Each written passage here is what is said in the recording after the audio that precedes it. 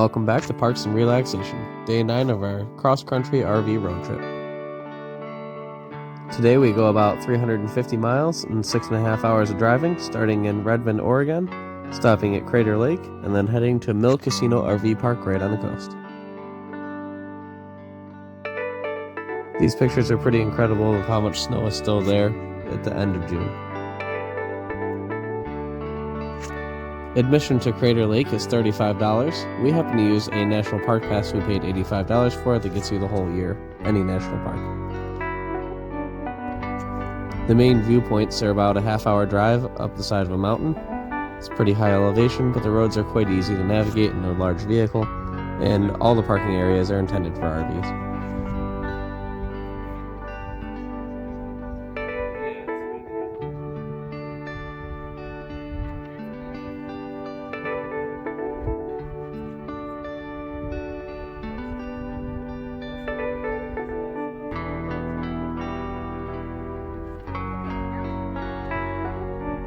We made it to Crater Lake right around 11 a.m. There's not a ton of people there, but the park was starting to fill in.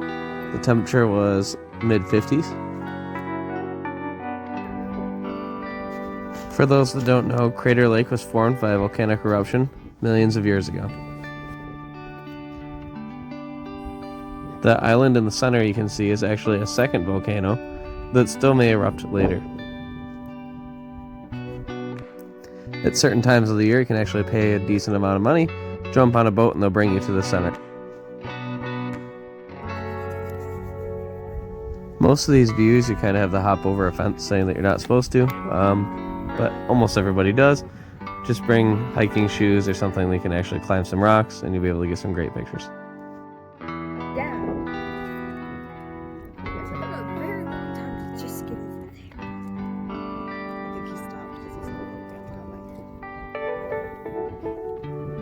Due to this park's elevation, only certain parts of the year are you able to come.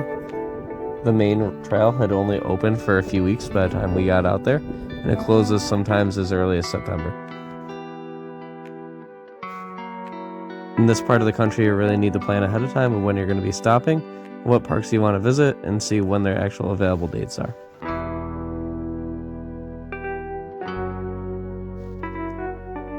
Camping was not permitted at this time because of COVID-19, but we had a plan for later in the day that I'll show you in just a few minutes.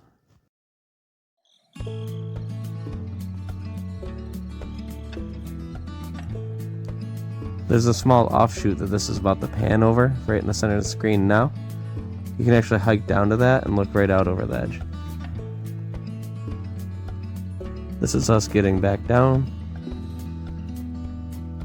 and heading up. The total hike only took about 15 to 20 minutes. Not all of our party did it, just the people that had the proper footwear. It is kind of dangerous. We saw some people almost fall down because the rocks are falling away, and that's why they have the signs up saying you're not supposed to.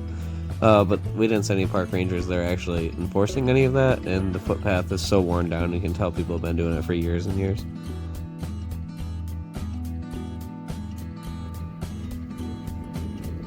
Further into the park, there's actually 2 or 3 more lookouts from the different, basically like the North Rim, West Rim, East Rim.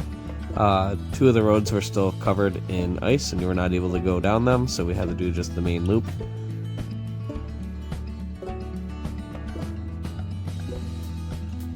The main attraction is obviously Crater Lake, but up in the mountains you can see forever and ever.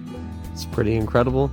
The kids were impressed. We were impressed. A few friends we brought had never seen anything like it, and we were ready to get some lunch.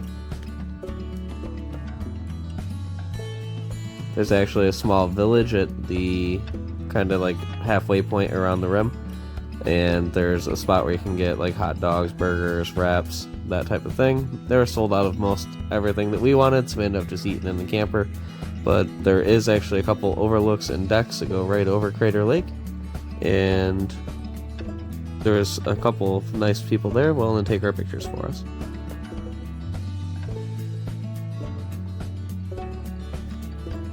We returned the favor and kept enjoying the views.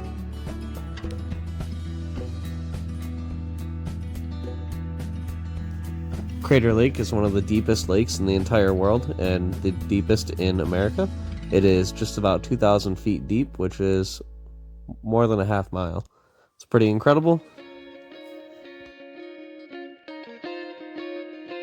We worked our way back down the mountain and headed towards the coast.